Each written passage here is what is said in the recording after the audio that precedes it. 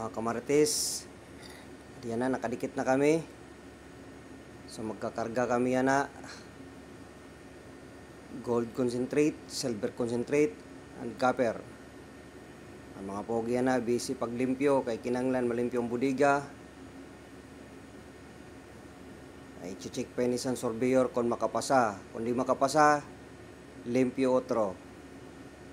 O, adiyan na nato sa nga budiga, nagkakarga na silver concentrate gamit shore loader. Namon niya na crane na upat oray gamit kay gamit yan na shore loader.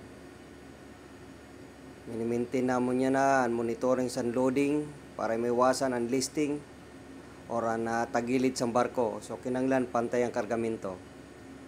Sa iba naman na budigay na maglalagay sa bulldozer para i-trim or ipatag ang kargamento sa sulod sa budiga.